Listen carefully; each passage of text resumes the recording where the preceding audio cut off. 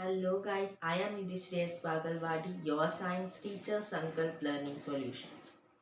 In the last class, we discussed the concepts of physics like electricity, like magnetic effects of electric current, light, human eye and colorful world. And in the lower classes, we studied regarding a lot about energy, work, power. So today we are going to discuss a new concept of 10th standard, that is the sources of energy. Very simplest chapter, and you can very easily score the marks for the questions which will come from this concept, because these all the questions asked from this concept will be direct questions. Okay, so today as we begin with the sources of energy, so in the lower class we learned that energy, what is energy? The ability to do work. As you all can hear me, as I am teaching, I am using my voice, right? As my camera is on, so it is using some energy, right? Then I am able to speak, I have energy. So how I will get that energy?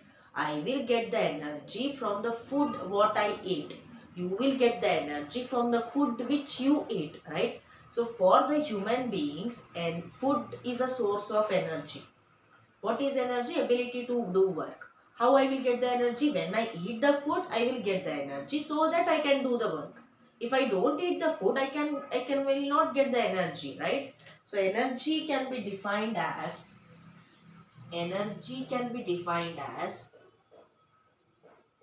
ability to do work. Ability to do work. Okay? So here food is a source of energy. Food is a source of energy for human beings. Source of energy for human beings. Okay, fine.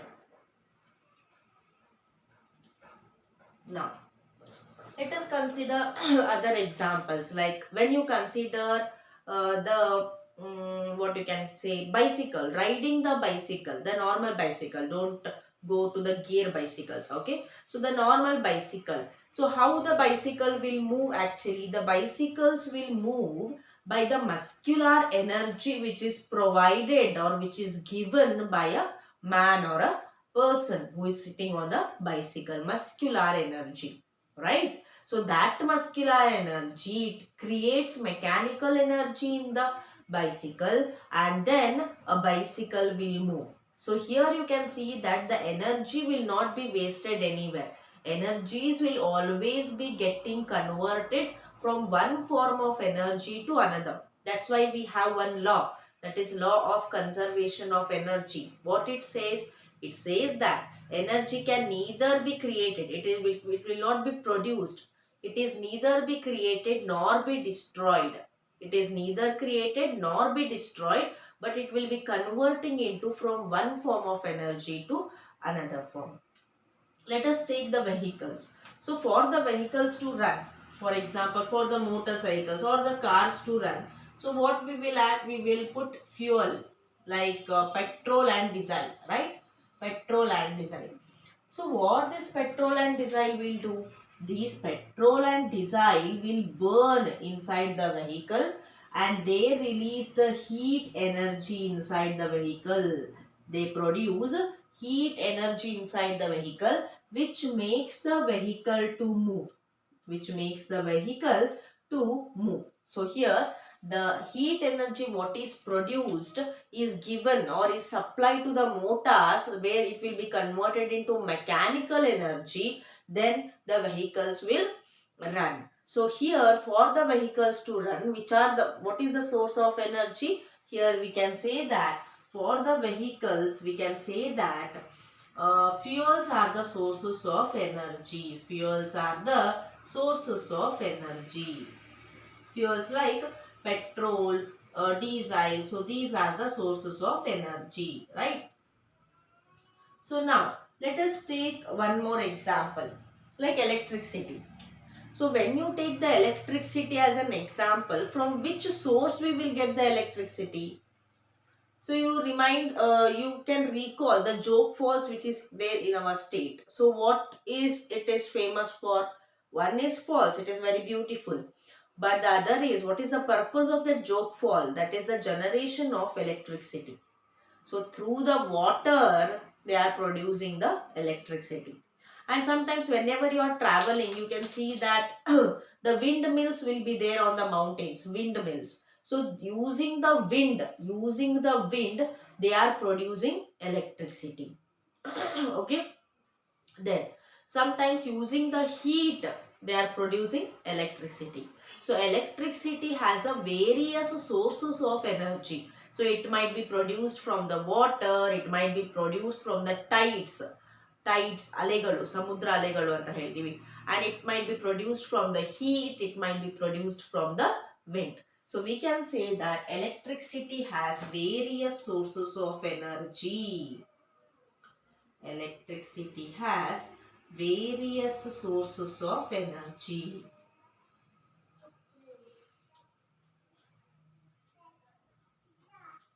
Okay. So this is a brief introduction about we can say the sources of energy.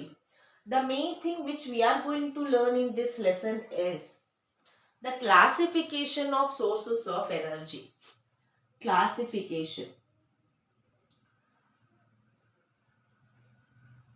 Okay, the classification of sources of energy is being done in various ways, depending on the availability, depending on the use. Okay, so classification of sources of energy. At first, the sources of energy are broadly classified into renewable sources. Renewable sources. Okay, first we will concentrate on this. So renewable, again, new substance. So here the source will be renewed oftenly. Means it will be regenerated oftenly. So what is that, ma'am? Regenerated. For example, you can take solar energy. You can take an example of wind energy. You can take an example of tidal energy, right? So here, all these energies, whatever we get, that is, for example, solar energy we will get from the sun. Wind energy we will get from the air. Wind is nothing but movement of air. Then tidal energy, the waves. So all these energy, anytime sun said that I am not going to give energy today, today is a holiday, today is some festival, no. So these all energies cannot get over at all.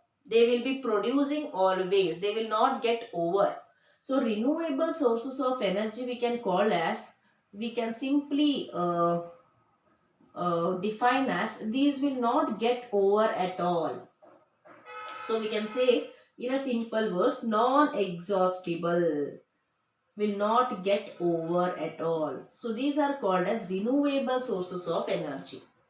But the sources of energy, like you can say coal, okay, you can say petrol, diesel, what we call it as fossils. These all we will call it as by one name, which is called fossils. What do you mean by fossils? Fossils are nothing but the dead remains. So these dead remains, once they are used up to a maximum extent, they will get over. That is why it is very essential to use these sources very wisely.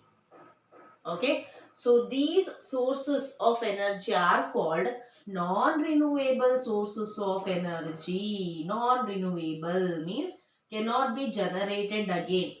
Cannot be generated. If it has to be produced or generated, it takes millions of years to produce or generated, because as I said, these are the dead plant and organism, animal remains. So those plants and animals were buried under the earth for million of years. Then they got decayed for so many long years. Then they produced these all. Right? So non-renewable, so renewable sources of energy means what? These will get over after extensive use. These will get over. So these sources of energy are also called as exhaustible sources of energy. So it is very essential or it is necessary to use these non-renewable resources of energy wisely. So this is regarding the class 1 first classification of energy. Another classification of energy we have, which is classified. This classification is based on whether that type of energy is used in olden days or in the modern days.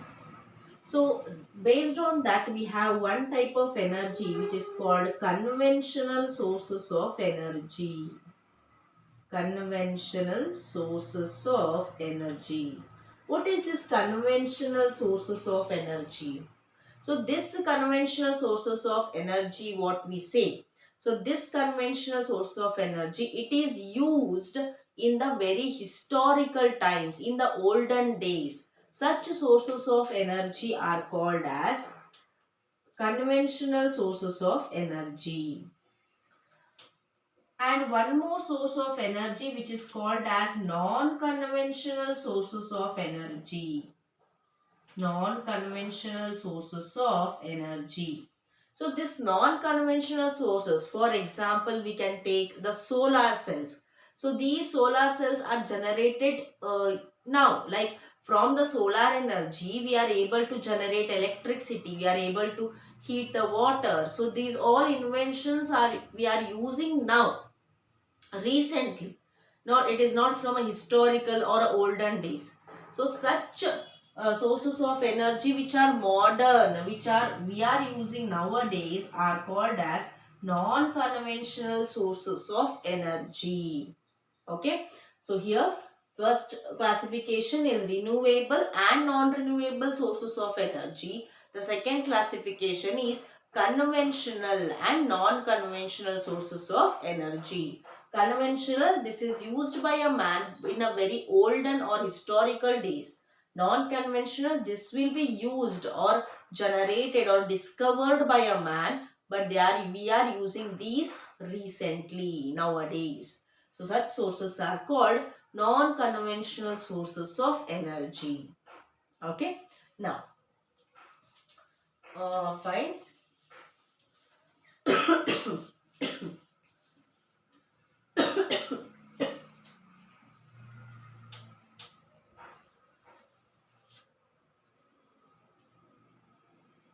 Now we will move to the one of the main concept of this lesson, and it is also most important question. So they will ask, what is the characteristic of good source of energy? What do you mean by good source of energy? So we learned regarding sources of energy, right? So they are asking, what do you mean by good source? Which energy you can tell as a good source? So some of the energies are good for us. They are helping us. Some of the energies are harming us. So out of this, which is a good source, which is a bad source, which we can say as a good source, that we are going to study today. So for this, the question might be asked like, what is the characteristic of, or what are the characteristics of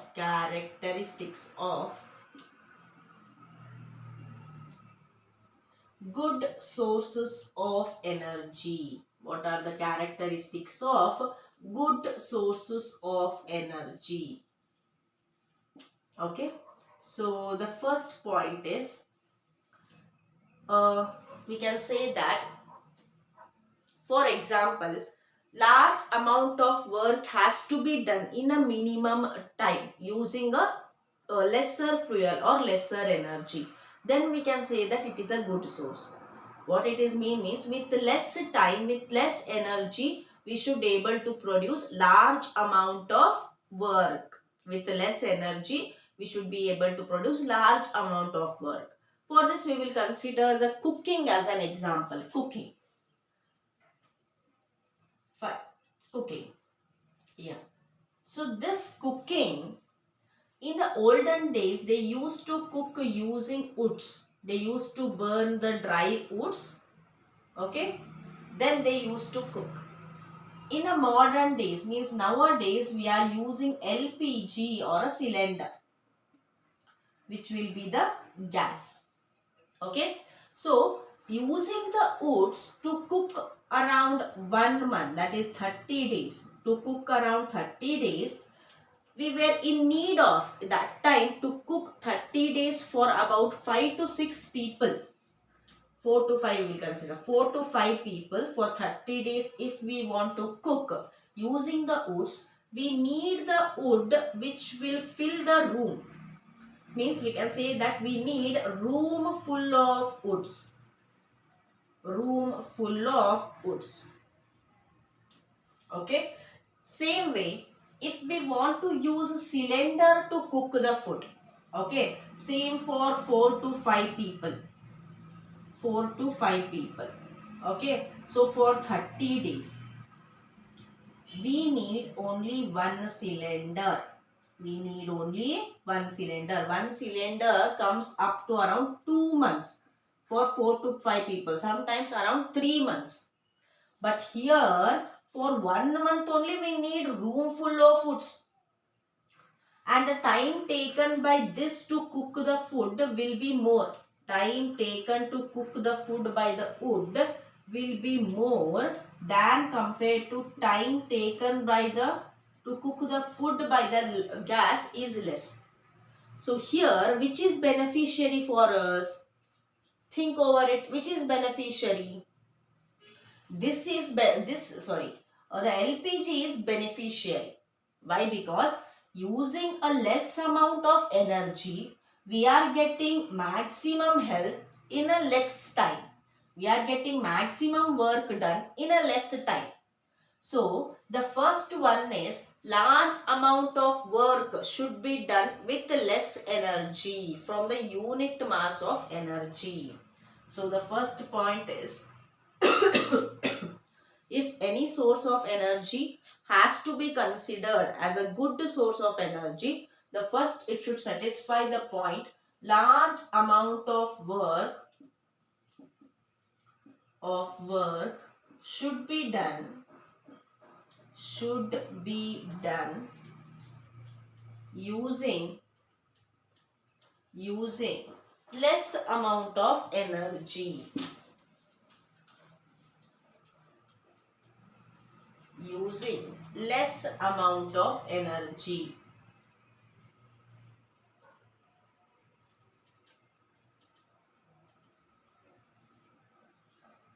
Okay, this is the first characteristic of a good source of energy.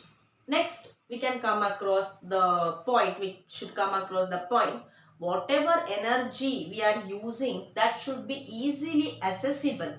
The next point is, the energy should be easily accessible. Just a minute. Easily accessible. So, what do you mean by easily accessible? Easily accessible means easily available. Easily available.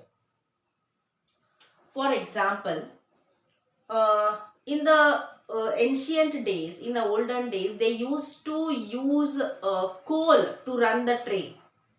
Okay. So, if they want to construct a railway station in one of the city, that city should be having some coal fields where coal is more near to that place. Then only the railway station or rails can be run. If the coals are produced somewhere, the station is somewhere, it costs more to transport the coal itself. Right? That is why easily available LPG cylinder, just a one click or one dial from your mobile, you will get the LPG cylinder, easily available, right? So that is why the first one is, second point is easily available. The third point is easy to store and transport. Easy to store and transport. So whatever the source of energy is there, it should be easy to store and easy to transport. Okay. For example, if nowadays also we are using wood for cooking, it is very hectic to take the oats, to transport the oats, because it will be heavy, right? And to store it also, it should not get any water, okay, and it should not be exposed to any moisture and all. That all should be taken care of, right? That is why the energy, the source of energy should be easy to store and transport. And the next one is, it should be economical. Economical means easily available for all the people. Means all kind of people can buy it, can take it, can make use of it. We can say in a simple word, it should be cheap. It should be cheap. So these are the 4 points where we can say that this the source of energy is good. By considering these points, we can say the source of energy will be good. Okay. So the first one is, large amount of work should be done with less time and with less energy. Then easily available, easy to store and transport. The next one is, it should be economical, that it should be cheap so that everyone can make use of it, right? So this is about the characteristics of good source of energy. Now we will learn the conventional sources of energy. So as I said, conventional sources means the sources of energy which we used earlier days, right? So in that we have first conventional source of energy. Just a minute. Conventional sources of energy.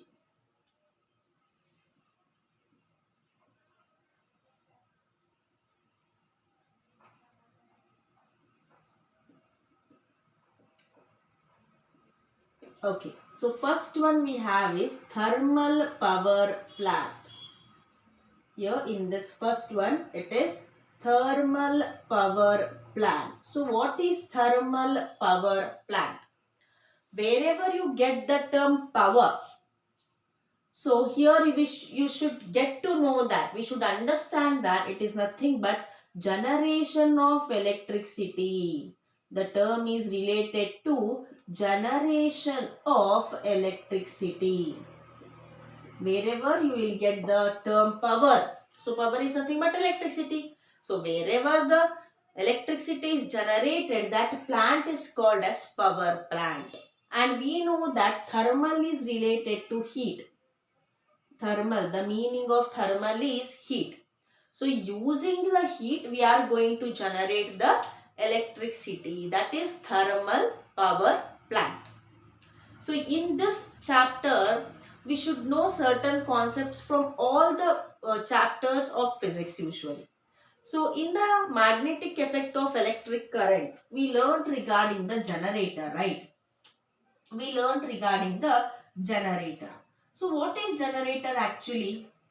The generator works on the EMI, that is electromagnetic induction. So usually what happens, in the generator, one conductor will be there and it will be surrounded by two magnets. Okay, this conductor will be moving continuously so that the magnetic fields will be moving.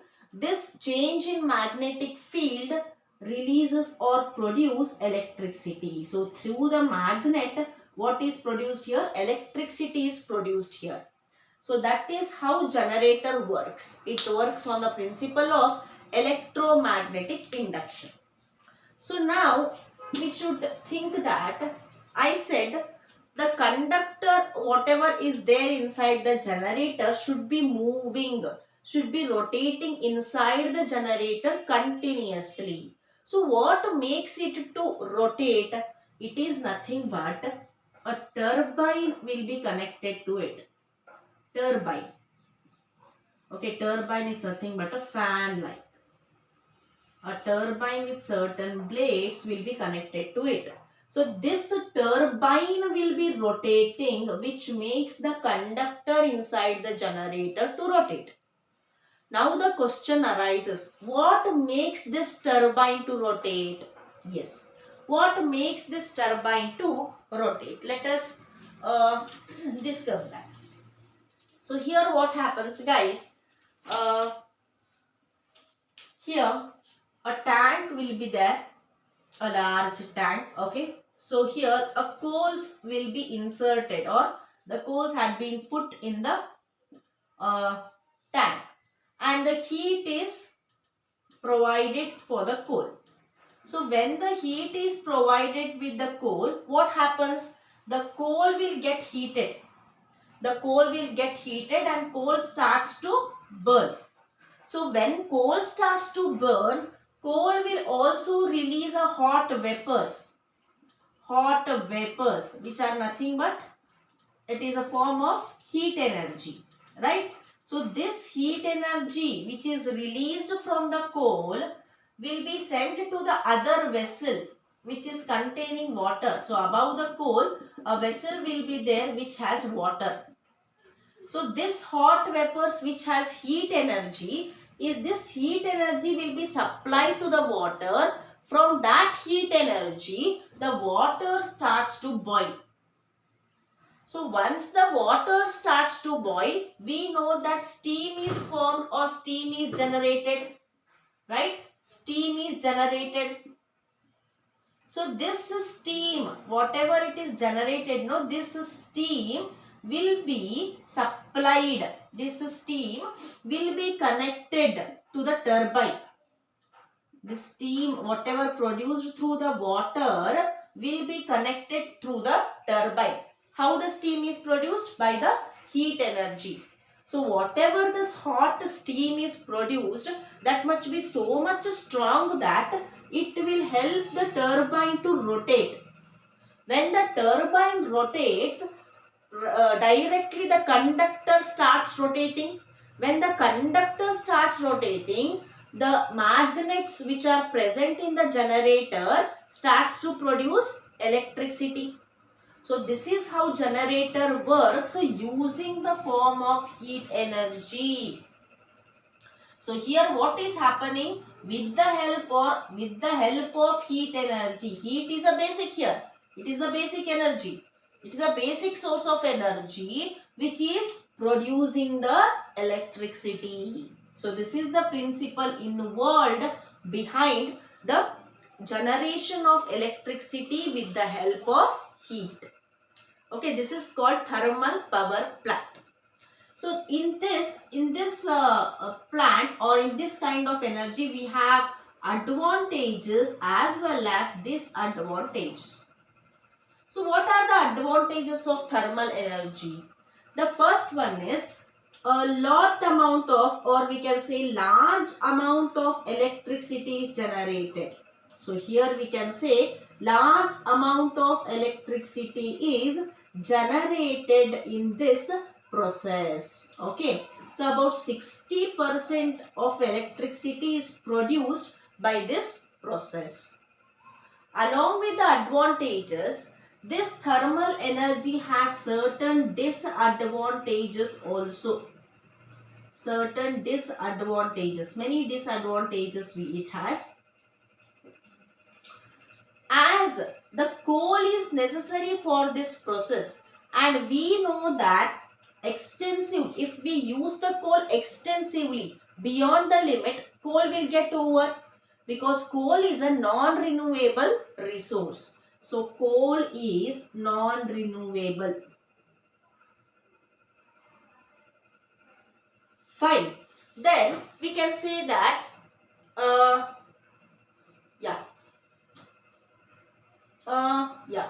Then after this, the large amount of energy is released, but the place where the power plant has to be established should be near to the coal fields. Then only the coal is easily accessible or easily available for the power plant. Okay, so that is why if the coal field is somewhere, the transportation becomes costly. So this process is quite expensive. And it is expensive, and as we know that the heat energy which is provided, it is used to burn the coal, and this process releases certain gases in the atmosphere which causes pollution. So it will be main reason for air pollution. Okay. So these are certain advantages of thermal power plant, and this is one of the conventional sources of energy. In the upcoming session, we are going to deal with the other type of conventional sources of energy, which is called hydroelectric power plant. Hydro means water, means here electricity is generated using water. What is the principle involved in it? How that mechanism goes on? What are the advantages? What are the disadvantages of it? So these all we are going to learn in the next session. Until that, take care. Have a nice day. Bye bye.